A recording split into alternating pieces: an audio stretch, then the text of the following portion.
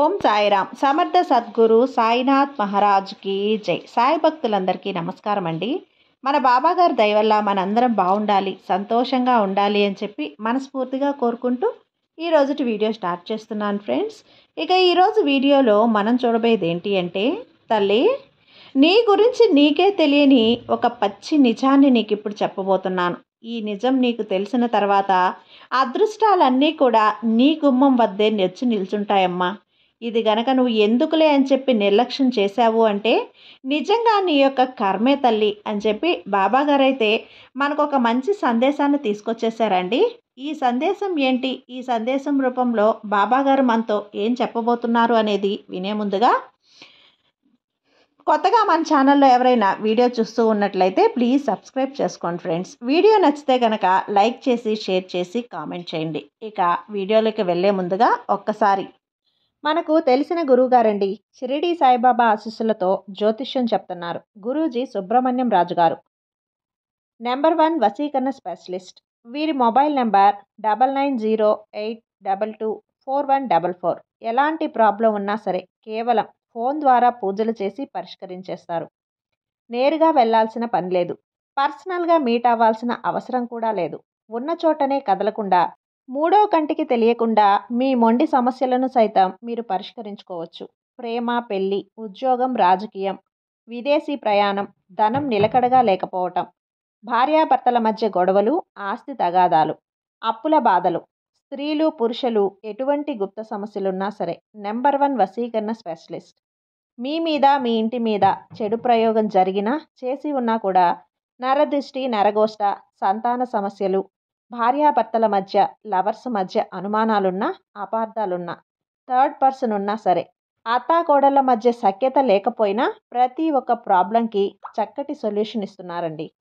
మీ వివరాలన్నీ కూడా safe and సెక్యూర్గా ఉంచుతారు. మీకే కాదు, దేశ విదేశాల్లో ఉన్నవారు ఎలాంటి ప్రాబ్లమ్స్నైనా సరే పరిష్కరించుకుంటున్నారు. ఎంతోమంది విదేశాల్లో ఉన్నటువంటి వారు, దిక్కుతోచని పరిస్థితుల్లో అయోమయ స్థితిలో ఉన్నవారు ఇప్పుడు గురువుగారికి కాల్ చేసి వాళ్ళ ప్రాబ్లమ్స్ని సాల్వ్ చేసుకొని ఈరోజు హ్యాపీగా లైఫ్ లీడ్ చేస్తూ చాలా సంతోషంగా ఉన్నారు. కాబట్టే స్క్రీన్ మీద ఉన్నటువంటి నెంబర్కి ఒక్కసారి కాల్ చేయండి. మీ ప్రాబ్లంని గురువుగారితో పంచుకోండి. ఖచ్చితంగా గురువుగారు మీ ప్రాబ్లంకి సొల్యూషన్ చూపిస్తారు. ఇంకా వీడియోలోకి వచ్చేస్తే, తల్లి ఎప్పుడైనా కానీ నా గురించి నాకు మాత్రమే తెలుసు అని చెప్పి అందరూ కూడా అనుకుంటూ ఉంటారు. కానీ నిజానికి ఎవరి గురించి వారికి చాలా తక్కువగా తెలుస్తుంది. ఎదుటి వారికి మాత్రమే. ప్రతిరోజు కూడా నిన్ను దగ్గర నుంచి చూసి నీ యొక్క ప్రతి కదలికను, ప్రతి నడవడికను, ప్రతి అడుగును గమనించే వారికి మాత్రమే అసలు నీ వ్యక్తిత్వం ఎటువంటిది, నీ యొక్క నడవడిక ఎటువైపుకి పోతుంది, నీ గురించి ఆలోచన ఏ విధంగా ఉంది అనేది, ఎలా ఉంటుంది అనేది కూడా అందరికీ తెలుస్తుంది. నువ్వంటే అసలు ఎవరు అనేది పూర్తిగా ప్రతిరోజు నిన్ను అన్ని రకాలుగా అన్ని కోణాలలో గమనించే వారికి మాత్రమే తెలుస్తుంది. అవును కదా, అవును బాబా అని చెప్పి అంటావు కదా. అయితే అలా నిన్ను దగ్గర నుంచి ప్రతిరోజు గమనించే వ్యక్తిని నేనే. కాబట్టి ఈరోజు నీ గురించి నీకే తెలియని ఒక గొప్ప రహస్యాన్ని చెప్పబోతున్నాను. ఆ రహస్యం ఏమిటి బాబా అని చెప్పి చాలా ఆశతోటి, ఆతృతతోటి అడుగుతున్నావు కదా. అయితే చెప్తాను, జాగ్రత్తగా విను బిడ్డా.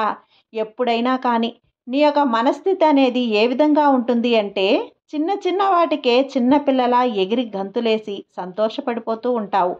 అలాగే కొంచెం బాధ వచ్చింది అంటే ప్రపంచంలో అందరికంటే నాకే పెద్ద బాధ వచ్చింది అని చెప్పి కృంగిపోతూ ఉంటావు. నిజానికి నీ యొక్క మనస్తత్వం అనేది చిన్నపిల్లల మనస్తత్వం లాంటిది.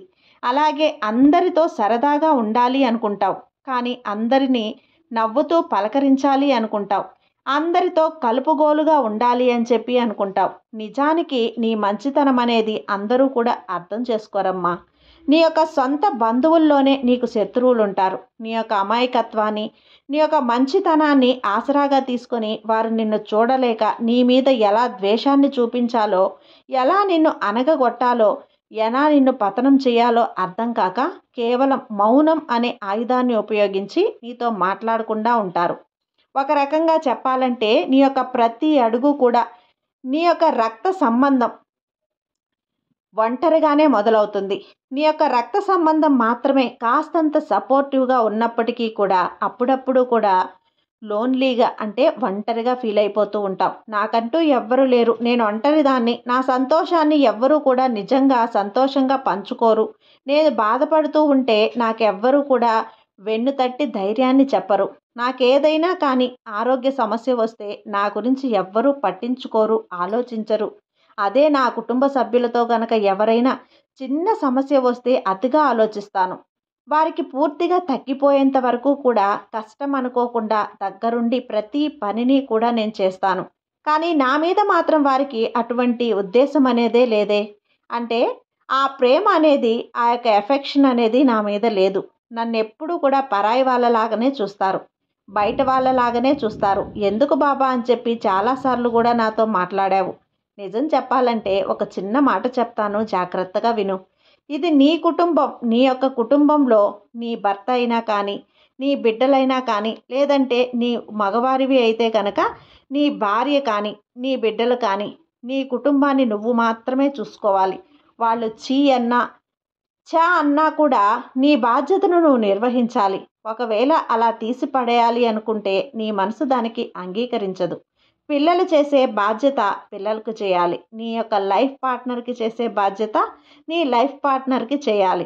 అలా కాకుండా వారికి ఏదైనా చిన్న అన్యాయం అనేది జరిగినా కానీ, లేదా వారికి ఏదైనా కష్టం వచ్చినా కానీ ముందు నీ ప్రాణం విలవిలా కొట్టుకుంటూ ఉంటుంది. కాబట్టి వారిని కంటికి రెప్పలా జాగ్రత్తగా చూసుకుంటావు. అదేవిధంగా వారికి కూడా నీ పట్ల అదే బాధ్యత ఉండాలి. కానీ ఆ బాధ్యత అనేది వారికి నీ పట్ల లేదు అని చెప్పి చెప్తాను నేను.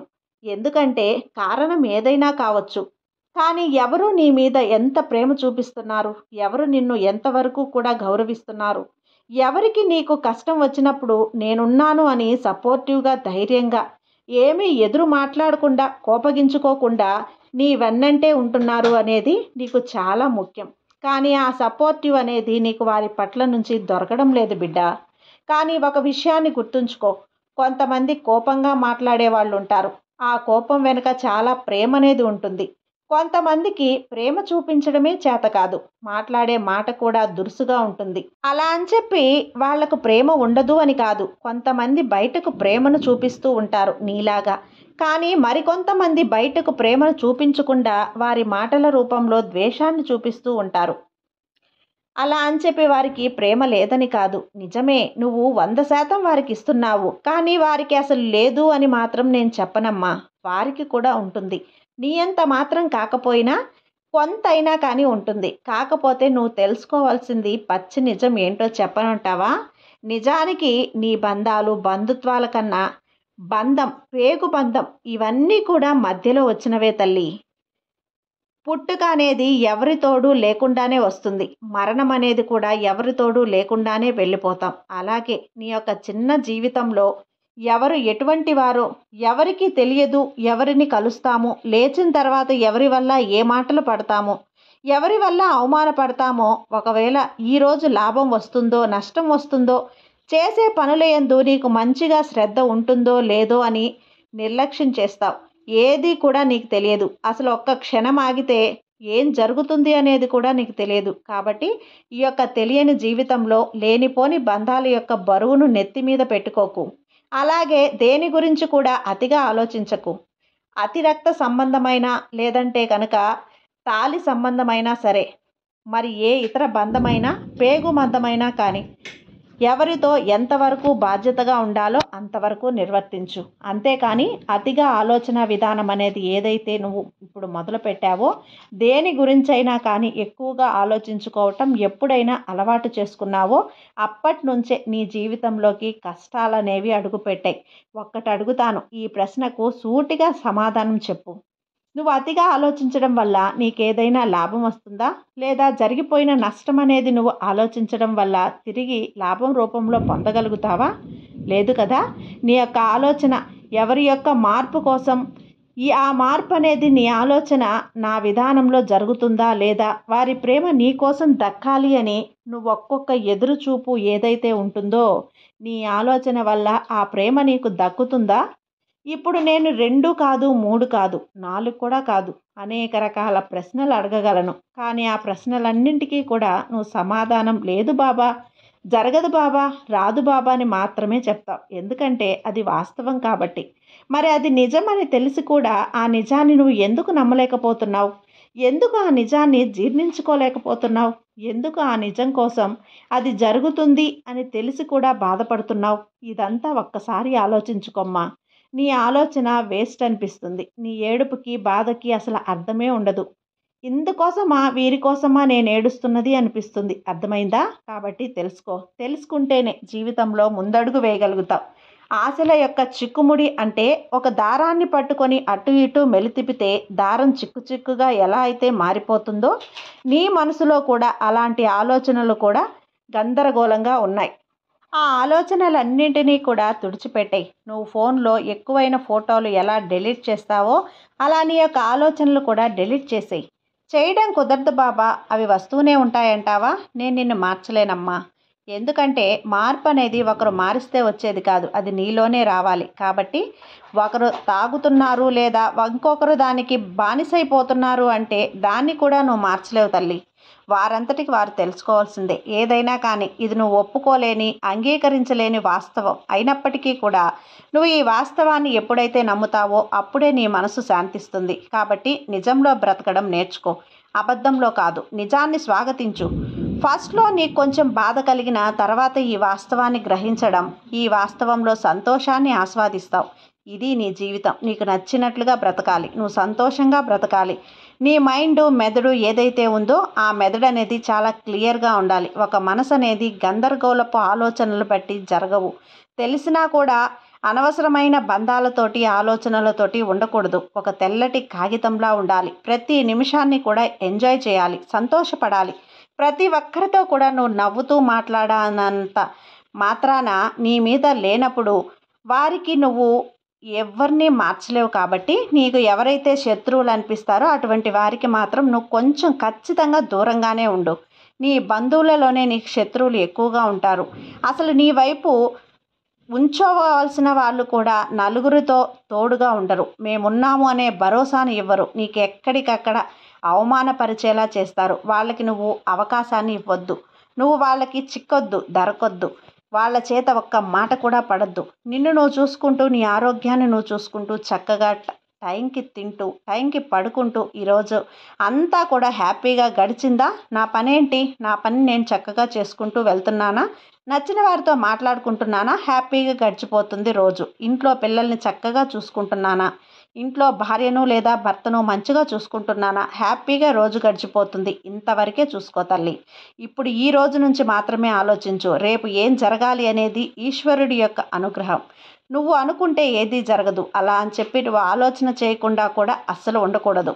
నీ ఆలోచన విధానం ఎలా ఉండాలి అంటే, నాకెప్పుడు బాధలే, నాకెప్పుడు సమస్యలే, నేను అంత దురదృష్టవంతురాలు మరొకరు ఉండరు, నేను ఏ పని చేసినా నేను ముందుకు వెళ్ళలేను అని చెప్పి అనుకోకూడదు. ఒకవేళ సక్సెస్ వచ్చినా కూడా నా అంత తెలివైన వాళ్ళు ఎవరూ లేరు, నా అంత సంపాదించే వాళ్ళు ఎవరూ లేరు అని కూడా అనుకోకూడదు. కష్టమైన, నష్టమైన మనసుని ఒకే రకంగా ఉంచుకో. ఎప్పుడూ కూడా ఒకే రకమైన మనసు ఉంటే ఆ యొక్క మానసిక స్థితి బ్యాలెన్స్గా ఉండాలి అని చెప్పి ఎప్పుడూ కూడా అధైర్యపడకూడదు. ఏది జరిగితే అది జరుగుతుంది అని చెప్పి ధైర్యంగా ఉండాలి. చనిపోతాము అని చెప్పి తెలిసినా కూడా మనం భయపడతామా? ముందుగా ఆ మాట తెలిసింది అంటే మనం ఏదైనా జాగ్రత్తలు తీసుకోగలమా? తీసుకున్నా ఆ చావు అనేది ఆగుతుందా? ఏది ఏ టయానికి ఎలా జరగాలో అలా జరిగిపోతుంది. కాబట్టి ఇలా బాధపడినప్పుడు 4 గోడల మధ్య ఏడవద్దు. ఏడిస్తే కన్నీరు వేస్ట్ అయిపోతుంది తల్లి. ఎందుకు అంత ఏడుస్తున్నావు? ఎందుకు అంత బాధపడుతున్నావు? ఎవరి కోసం? నీ కోసమా? కాదు కదా. మరి నీ కోసం కానప్పుడు వేరే వారి కోసమైనప్పుడు ఆ బాధ నీకు అవసరమా? చెప్పు. చెప్పవా? ఈ బాబాకి చెప్పవా తల్లి? నేను చెప్పేవన్నీ వాస్తవాలే తల్లి. నువ్వు ఖచ్చితంగా అంగీకరించాలి. ఈ వాస్తవాలు ఎవరి కోసం అయితే నువ్వు బాధపడితే నీకేమంట ఉపయోగం? 4 గోడల మధ్య ఈ 4 గోడలే నిన్ను చూస్తూ ఉంటాయి.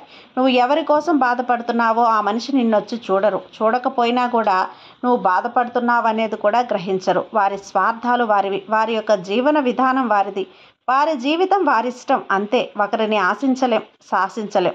ఒకరి నుంచి ప్రేమను కోరుకోకూడదు. ఒకరి నుంచి ఇంకేదోమో దక్కాలి అని ఆశించకూడదు. సరే, నువ్వు ప్రేమిస్తావు, ప్రేమించు. అంతేకాని నువ్వు తిరిగి వాళ్ళు నిన్ను ప్రేమించాలని ఎప్పుడూ కూడా ఆశించకూడదు. అది చాలా పెద్ద తప్పమ్మా. అనవసరమైన ఆశలకు పోకూడదు, అనవసరమైన ఆలోచనలకు పోకూడదు, అనవసరమైన బాధలు కూడా పడకూడదు. అర్థమైందా? ఇలా ఉంటేనే అదృష్టాలు నీ జీవితంలోకి అడుగు పెడతాయి. ప్రతిరోజు కూడా సంతోషంగా ఉండగలుగుతావు. కాబట్టి నమ్మకంతో ఉండు, నీకంతా మంచే జరుగుతుంది. నీ సాయి నీకు తోడుండగా నీకు భయం ఎందుకు చెప్పు? సర్వే జన సుఖినో భవంతు. జై సాయిరాం.